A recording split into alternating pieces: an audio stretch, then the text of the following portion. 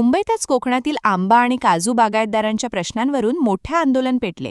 शेतकरी नेते राजू शेट्टी, विनायक राऊत आणि महादेव जानकर यांच्या नेतृत्वाखाली गिरगाव चौपाटी ते वर्षा बंगल्यापर्यंत मोर्चाचे आयोजन करण्यात आले होते.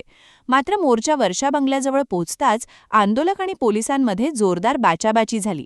परिस्थिती तणावपूर्ण बनल्यानंतर पोलिसांनी प्रमुख नेत्यांसह अनेक आंदोलकांना ताब्यात घेतले. यापूर्वीच पोलीस प्रशासनाने हा मोर्चा काढू नये यासाठी राजू शेट्टींसह आंबा बागायतदार उत्पादक संघटनेच्या पदाधिकाऱ्यांना नोटीस बजावली होती. तरीही आंदोलकांनी मोर्चा काढण्याचा निर्णय कायम ठेवला. त्यामुळे मुख्यमंत्री निवासस्थान असलेल्या वर्षा बंगल्याभोवती मोठा पोलीस बंदोबस्त तैनात करण्यात आला होता. मोर्चा वर्षा बंगल्याच्या परिसरात पोहोचल्यावर आंदोलकांनी घोषणाबाजी करत सरकारविरोधात संताप व्यक्त केला. यावेळी पोलिसांनी मोर्चा रोखण्याचा प्रयत्न केला असता आंदोलक आणि पोलिसांमध्ये धक्काबुक्की व वादावादी झाली. त्यानंतर पोलिसांनी कारवाई करत राजू शेट्टी, विनायक राऊत, महादेव जानकर, हर्षवर्धन सपकाळ यांच्यासह अनेक शेतकरी आंदोलकांना ताब्यात घेतले. दरम्यान महादेव जानकर यांना पोलिसांनी उचलून नेत असल्याचे दृश्य आंदोलनस्थळी पाहायला मिळाले. प्रमुख नेत्यांना ताब्यात घेतल्यानंतर आंदोलक अधिक आक्रमक झाल्याचे दिसून आले असून हे आंदोलन आणखी चिघळण्याची शक्यता व्यक्त केली जात आहे.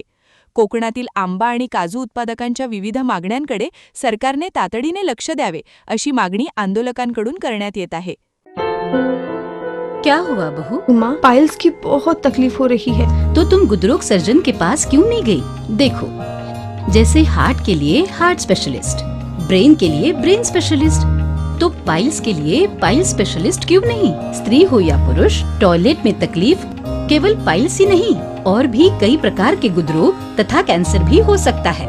इसीलिए इसकी प्रत्यक्ष जांच जरूरी है.